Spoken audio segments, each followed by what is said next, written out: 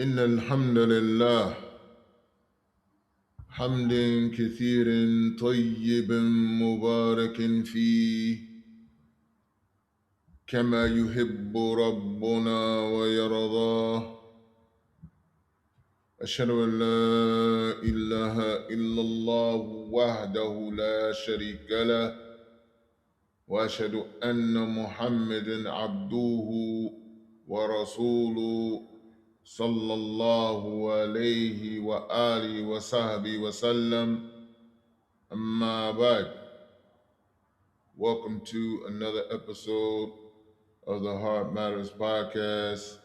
And walillahi alhamd, we are on episode 24 of the 40 Hadith of Imam Nawawi rahimahullah ta'ala, with the explanation by Sheikh Abdul Razzaq al-Badr Hafidhullah. And we are still on the tremendous hadith of Ibn Abbas radiyallahu ta'ala anhu.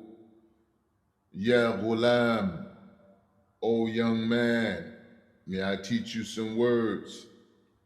And we left off on the Sheikh Abdul Razzaq, his fifth benefit of the hadith from the phrase, recognize and acknowledge Allah in times of ease, and He will know you during times of adversity. He says it means that if a person dedicates all his acts for the sake of Allah in times of ease and prosperity, Allah will confer His bounties on him and save him from harm in times of adversity and distress. In this regard, Allah subhanahu wa ta'ala says, وَمَنْ يَتَّقِ اللَّهَ يَجْعَلْ لَهُ مَخْرَجًا وَيَرْزُقْهُ مِنْ حَيْثُ لَا يَحْتَسِبُ. And whoever has taqwa of Allah, He will make a way for him out of every difficulty and provide for him from sources he never could imagine. He subhanahu wa ta'ala said, فَلَوْلَا أَنَّهُ كَانَ مِنَ الْمُسَبِّحِينَ لَلَبِثَ فِي بَطْنِهِ إِلَى يَوْمِ يُبْعَثُونَ.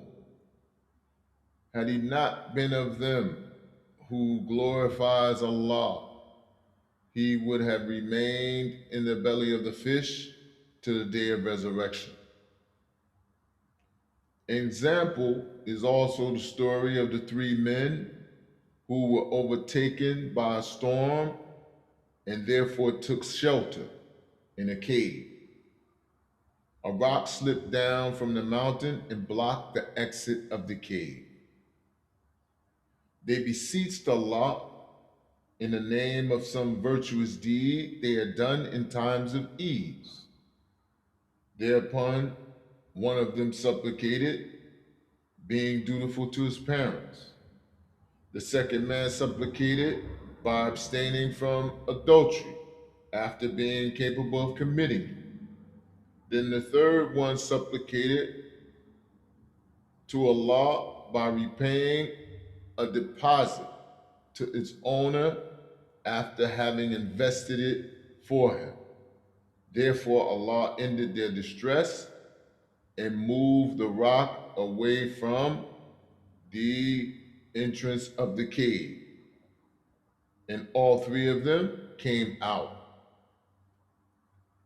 Number 6, and know that what has passed you by was not going to befall you, and what has befallen you was not going to pass you by.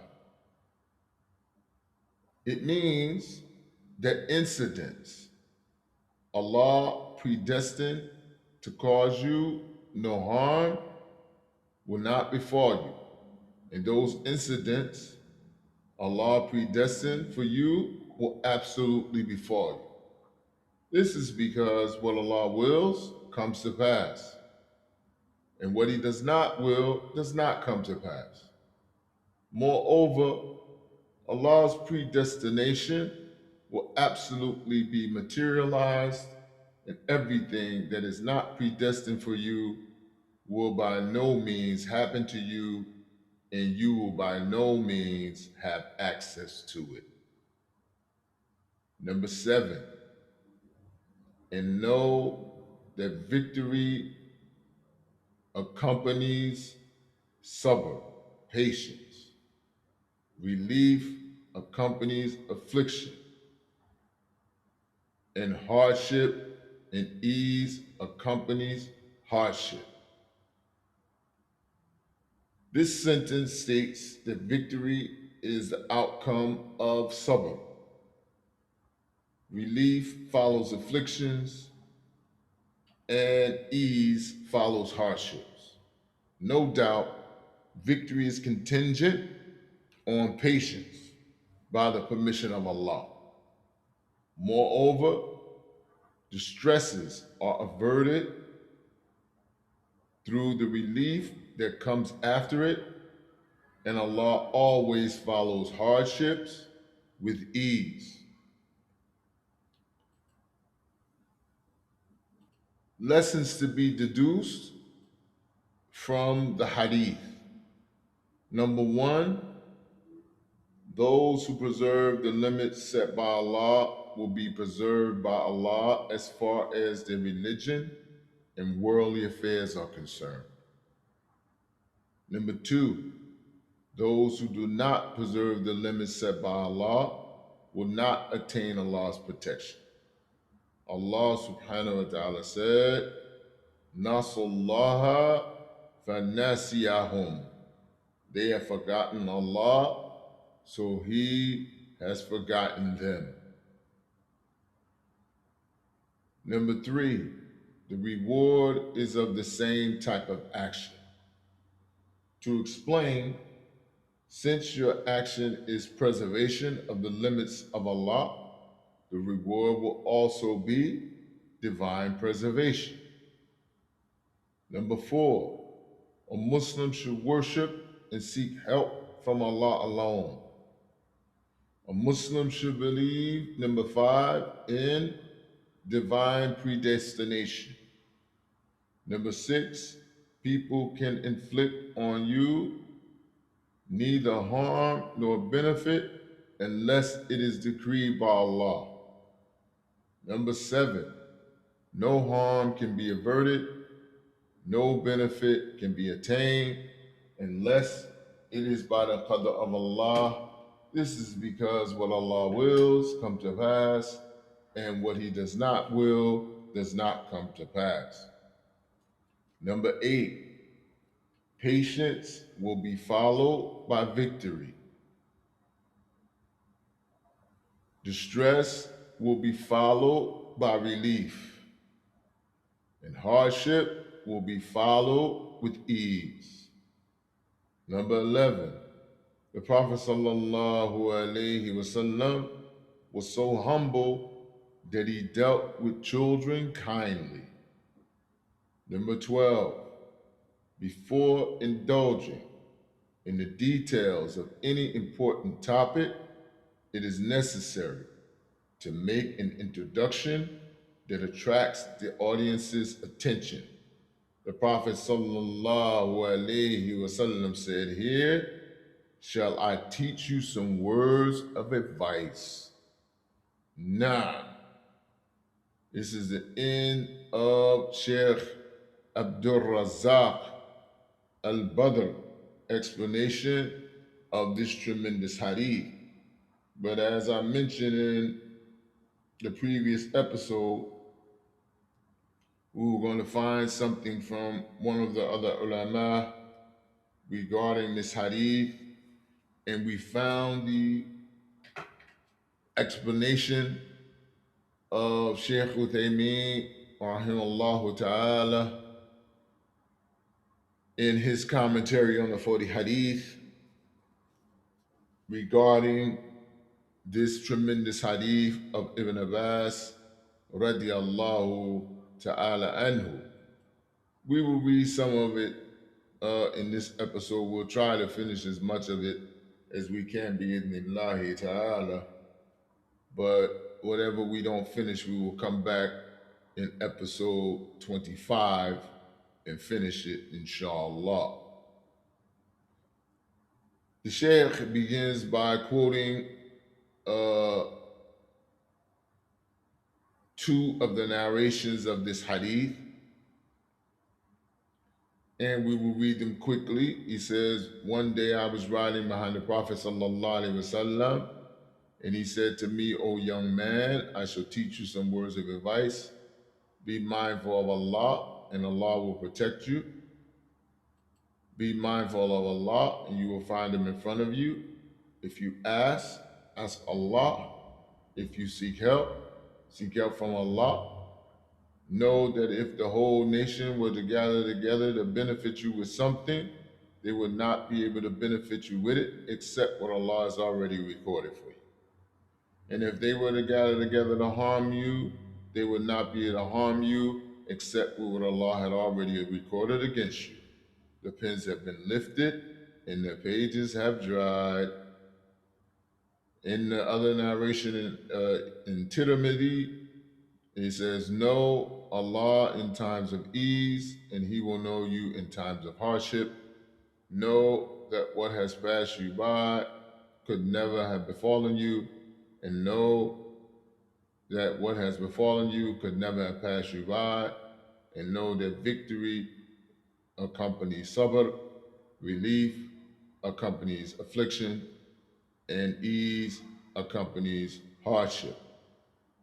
Now, the Sheikh, he says,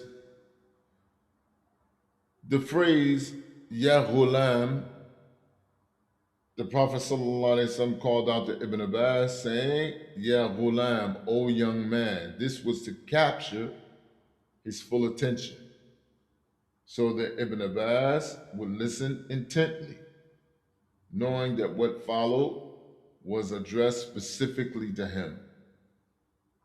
When the Prophet ﷺ said this to Ibn Abbas, he was about to enter the age of puberty. He was about to enter the age of puberty. Wasn't there yet. This is one of the proofs that the ulama use in to prove that cultivating people, children, and the like on important matters first. And these are some of the most important matters that the Prophet ﷺ was imparting to Ibn Abbas about the Aqidah of al-Islam. And the Aqidah is the most important thing. This is me talking. This is not the Sheikh. The Aqidah is the most important thing. Many Muslims will tell you that it's not. That's not the case. That's not the case. All we have to do is look at the history of Islam to understand that. Of course, we look at the Quran and the Sunnah, but I'm saying you look at the history of when the Prophet ﷺ was sent. For 13 years in Mecca, there was no 5 salawat a day. There was only 2 at the beginning. There was no sawm. There was no zakat. There was no forbidding of khamr, of intoxicants or anything like that. No laws came down. None. Only when you read the Quran and you read the Meccan revelations, it is talking about Aqidah, the Akhirah, and like this. None. For 13 years. None.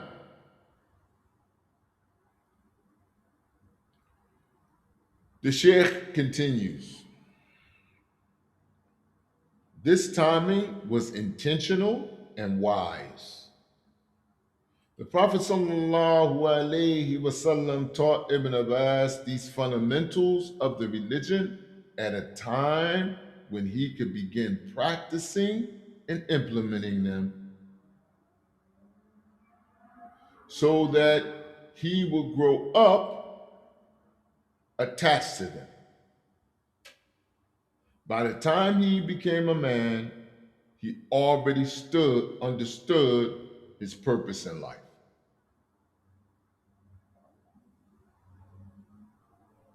The next phrase, shall I teach you some words?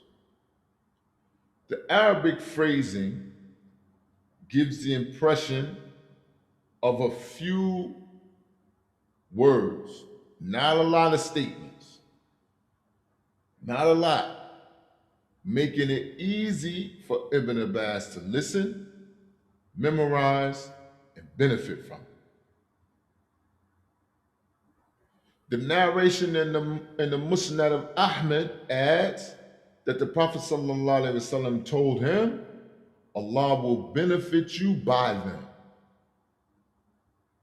which would have made Ibn Abbas listen more completely to what the Prophet ﷺ was saying. The first advice, be mindful of Allah. Ihfadh Allah, and Allah will protect you. Guard Allah does not mean that Allah himself needs guarding.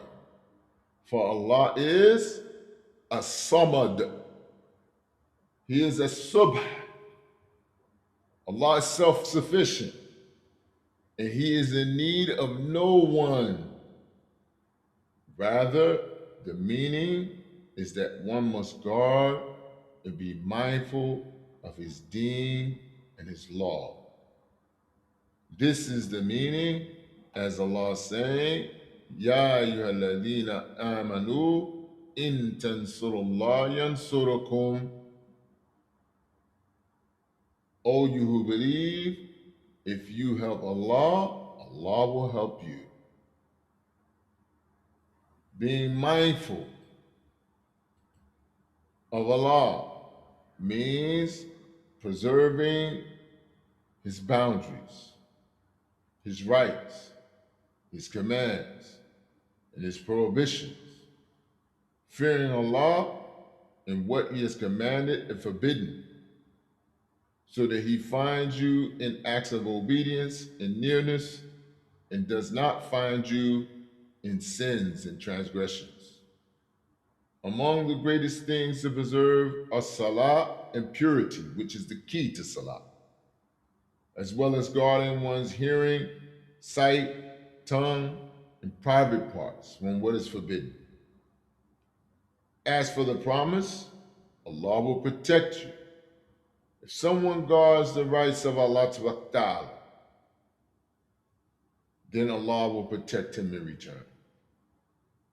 The reward of a deed is often the same nature as the deed itself. Allah protects the servant in more ways than one. He guards one's worldly interests, such as his body, his family, children, and wealth. Even more importantly, he protects one's religion from misconceptions, hearsays, and forbidden desires, safeguarding a person's faith until death. We will stop here, bi'idhnillahi ta'ala, and we will come back and finish the explanation of Sheikh Muhammad ibn Saleh al-Uthaymeen, rahimahullah ta'ala, of this tremendous hadith of Ibn Abbas. هذا وصلى الله وسلم وبارك على نبينا محمد